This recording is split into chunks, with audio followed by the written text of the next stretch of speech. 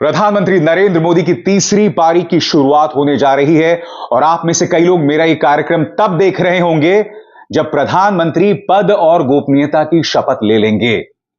मगर शपथ ग्रहण के 2 दिन पहले ही करप्शन के मुद्दे पर मोदी 3.0 यानी कि प्रधानमंत्री नरेंद्र मोदी की तीसरी पारी पर सवाल उठ गए हैं।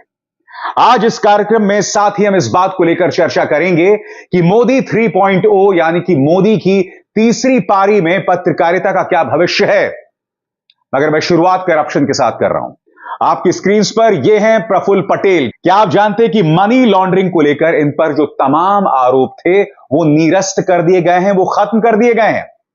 प्रधानमंत्री नरेंद्र मोदी के शपथ ग्रहण से 2 दिन पहले, इससे बड़ी विडंबना क्या हो सकती है कि प्रधानमंत्री नरेंद्र मोदी ने अपने तमाम चुनावी भाषणों में खुद को भ्रष्टाचार के खिलाफ गारंटी बताया था और प्रफुल्ल पटेल को करप्शन के मामले में क्लीन चिट मिल गई है। खबर क्या कहती है दोस्तों आपके स्क्रीन पर?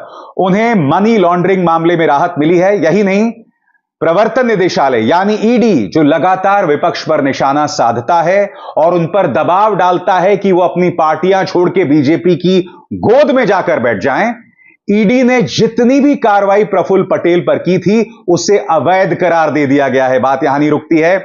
यही नहीं, उनके 180 करोड़ की जो संपत्ति थी जो जब्त कर ली गई थी उसे भी क्लियर कर दिया गया है, रिहा कर दिया गया है। और यही नहीं, जो तमाम फ्लैट्स प्रफुल्ल पटेल के जितने भी बंगले थे या जितने भी मकान थे जिन्हें जब्त कर दिया गया था दोस्तों, उसे भी क्लियर कर दिया गया है। क्यों?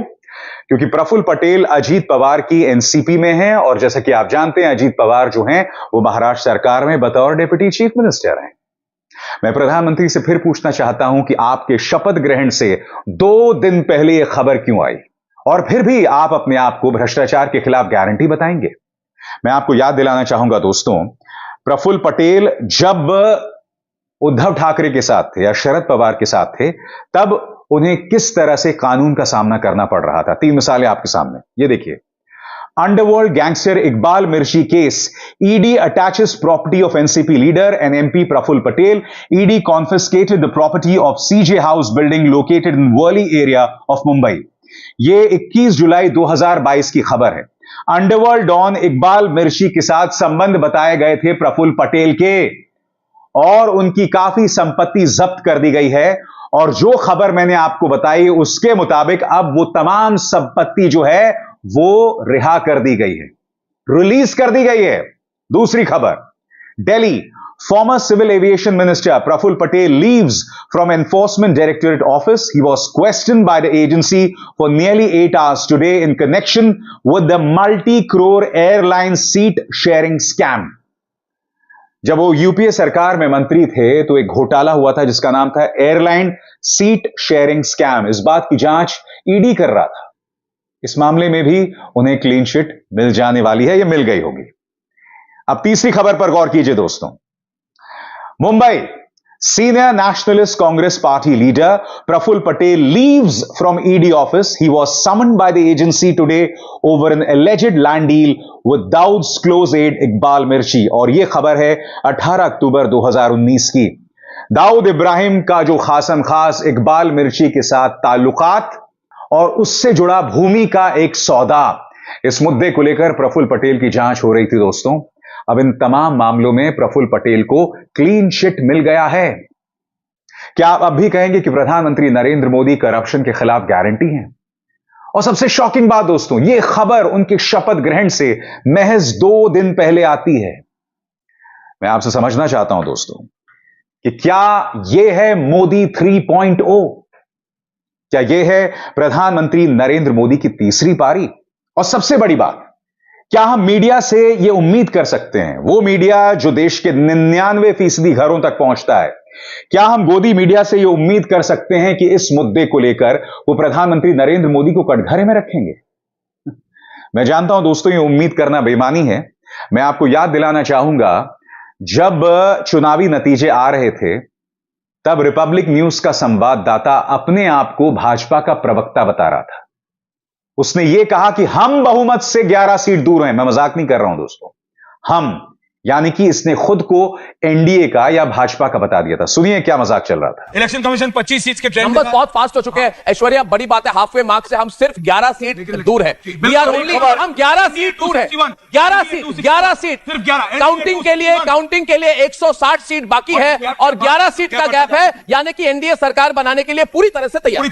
जी बोल, मैं कहा था 9 बजे के पहले हम ट्रेंड बता देंगे और हम इलेक्शन को कॉल कर देंगे। इस वक्त we are moving towards it. 2 seat बाकी है। एनडीए 270 में है, 391 के सीट आप देखिए। एनडीए हो गया एनडीए हाफवे मार्क पार कर चुके हैं। NDA has crossed halfway mark दोस्तों, NDA has crossed halfway mark और एनडीए 350 370 की तरफ स्ट्रांगली बढ़त ले रही है। यही नहीं, आज तक की ये पापा की परी खुलेआम प्राइम टाइम में झूठ बोल रही थी।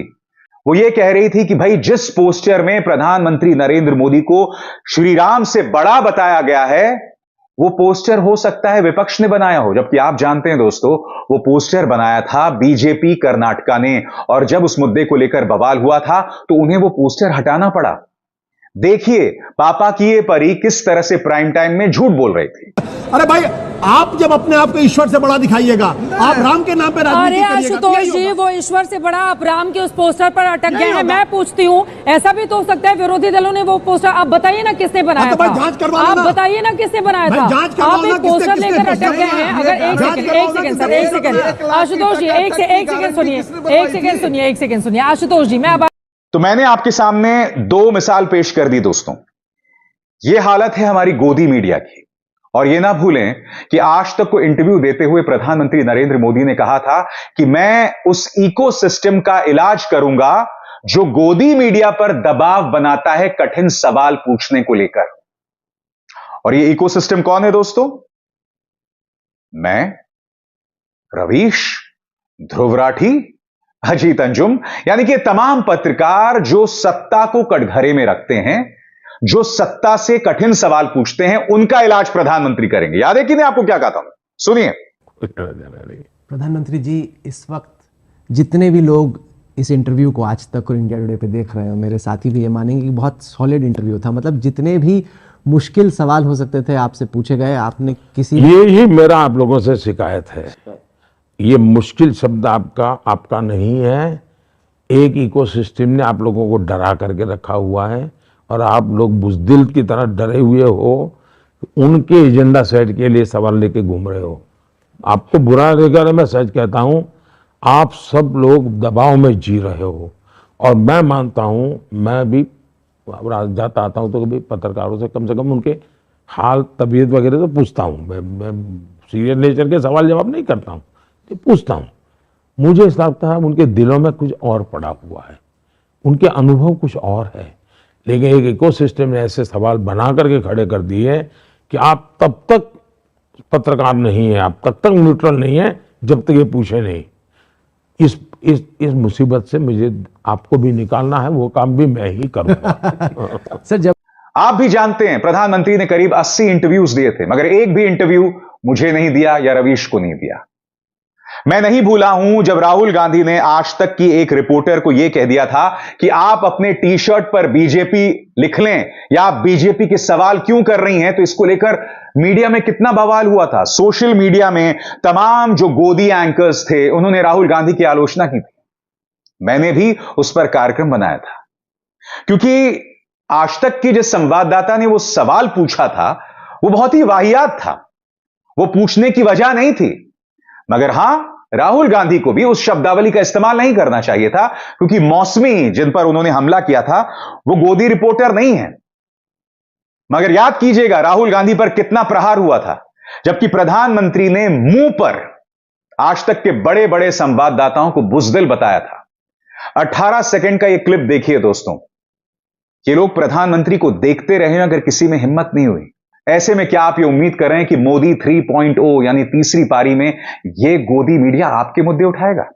सुनिए प्रधानमंत्री ने किस तरह से बुज़दिल बोला था। मेरे साथी भी ये मानेंगे कि बहुत सॉलिड इंटरव्यू था। मतलब जितने भी मुश्किल सवाल हो सकते थे आपसे पूछे गए, आपने किसी ये ही मेरा आप लोगों से शिकायत है। ये मुश्किल शब्द आपका नहीं है। एक इकोसिस्टम ने आप लोगों को डरा करके रखा हुआ है और आप लोग बुज़दिल की तरह डरे हुए हो, उनके एजेंडा सेट के लिए सवाल लेके घूम रहे हो। तो ऐसे में हम मोदी की तीसरी पारी से क्या उम्मीद कर सकते हैं? क्योंकि हम नहीं भूल सकते हैं कि पहले 10 सालों में प्रधानमंत्री नरेंद्र मोदी के आलोचकों को जेल में डाल दिया जाता है। एक पत्रकार सिद्दीक कप्पन हाथरस पहुंच रहा होता है और उससे पहले ही उस पर आतंकवाद की धाराएं लगा दी जाती हैं। उमर खालिद इस वक्त जेल में, आतंकवाद की धाराएं लगा दी गई थी।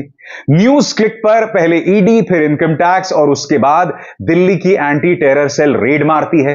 प्रबीर पुरकायस को जेल में डाल दिया जाता है आतंकवाद की धाराओं में। यानी कि जो भी सवाल करता है, जो भी इनका आलोचक है, उसे जेल में डाल दिया जाता है। अब जबकि भाजपा को अपने दम पर उसके पास बहुमत नहीं है, तो आपको क्या लगता है कि अगले 5 सालों में यही सब होता रहेगा?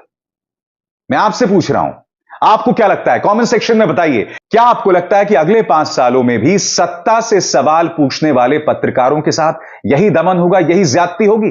दोस्तों, दिक्कत यह है कि पहले 10 सालों में हमने यह देखा कि जो प्रधानमंत्री नरेंद्र मोदी के आलोचक हैं, जो उनसे सवाल करते हैं, उनके खिलाफ भीड़ खड़ी की जाती है, उन्हें बदनाम किया जाता है, उन्हें एंटी नेशनल बताया जाता है। और यही नहीं, इनका गोदी मीडिया जो करोड़ों घरों तक पहुंचता है, जिनकी पहुंच मुझसे ज्यादा है, रवीश और ध्रुव से भी ज्यादा है, यह गोदी मीडिया हमारे उठाए गए मुद्दों का मजाक बनाता है। और ये मुद्दे कौन से हैं? बेरोजगारी और महंगाई। याद है कि नहीं आपको? क्या कहा था आज तक के उस तिहाड़ नुमा पत्रकार और उस पापा की परी ने? किस तरह से विपक्ष और यूट्यूबर्स जो सत्ता से सवाल करते हैं, जो मुद्दे उठाते हैं, उसका मजाक उड़ाया गया था। और यह हुआ था एग्जिट पोल्स के दौरान। देखिए, और एक ऐसी लहर चलाने की कोशिश की जैसे कि देश में अंदर जमीन पर प्रधानमंत्री मोदी के लिए एक बड़ा नेगेटिव माहौल है और लोग बड़े परेशान हैं, संविधान खतरे में आ गया है, हमारे सारे इंस्टीट्यूशंस खतरे में आ गए हैं, तो बड़े बड़े नेताओं को जेल में डाल दिया, इससे लोग बड़े नाराज हैं, अर्थव्यवस्था, बेरोजगारी, ये सारे जितने मुद्दे थे, लोकतंत्र खतरे में आ गया है, आजादी हमारी खतरे में आ गई है, ये हमारे आखिरी चुनाव होंगे अगर ऐसा हो गया कि अगर प्रधानमंत्री जीत गए तो। अब ये सारे लोग क्या करेंगे? चलिए, उनकी चिंता वो खुद करें, उनकी चिंता हमें करने की जरूरत नहीं है। और ना मैं मानती हूँ कि हमें उनको इतना स्पेस देना चाहिए कि आज तक जैसे चैनल पर अब अपना हमें उन पर अगले चर्चा वीडियो करने। तो यह दिक्कत है दोस्तों। एक तरफ प्रचार तंत्र आप पर हमला करता है, एजेंसीज आप पर झूठे झूठे केसेस करती है, और फिर यह जो गोदी मीडिया है उसे सुपारी दी जाती है न सिर्फ विपक्ष पर निशाना साधने के लिए, बल्कि मेरे जैसे पत्रकारों पर भी निशाना साधने के लिए। और आप में से कई लोग कमेंट सेक्शन में आके कहते हैं कि भाई, तुम्हें सारी जो दिक्कत है वो सिर्फ बीजेपी में दिखाई देती है, तुम निष्पक्ष क्यों नहीं हो, तुम कांग्रेस से सवाल क्यों नहीं करते हो? सरासर गलत। जब कोई संदेश खाली होता है तब मैं ममता बनर्जी से सवाल करता हूं।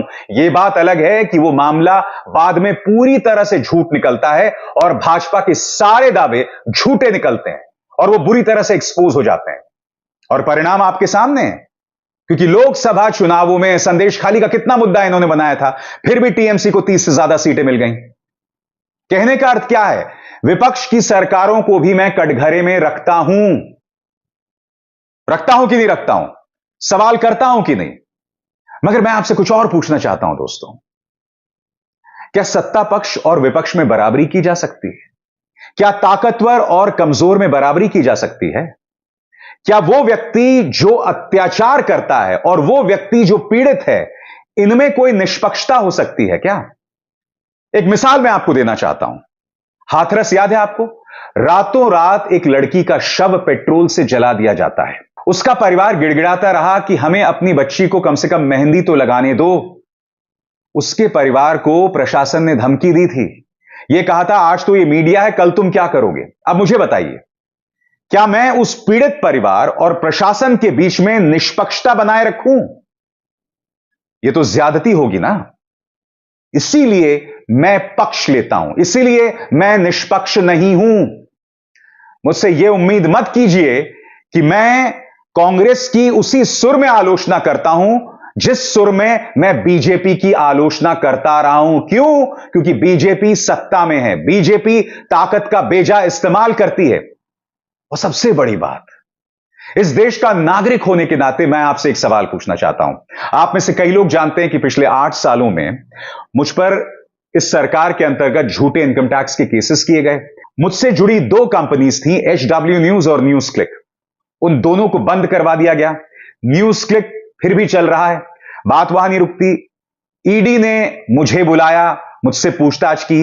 एंटी टेरर सेल ने मुझे 2 बार बुलाया, 2 बार परेशान किया। इसके अलावा प्रचार तंत्र मेरे बारे में न जाने कितने अनर्गल झूठ बोलता है। और इस प्रचार तंत्र पर कौन हावी है? यह किसका प्रचार तंत्र है? बीजेपी का प्रचार तंत्र है। अब आप मुझे बताइए, फिर भी आप मुझसे उम्मीद करते हैं कि मैं भाजपा और कांग्रेस में निष्पक्ष रहूंगा? पहली बात तो इन दोनों में कोई निष्पक्षता नहीं हो सकती है। एक के हाथ में ताकत है और एक विपक्ष है। एक सीक्रेट इलेक्टोरल बॉन्ड्स यानी गुप्त चुनावी चंदे का पैसे का इस्तेमाल करता है सरकार को गिराने के लिए, और दूसरे के बैंक खाते ही फ्रीज कर दिए जाते हैं।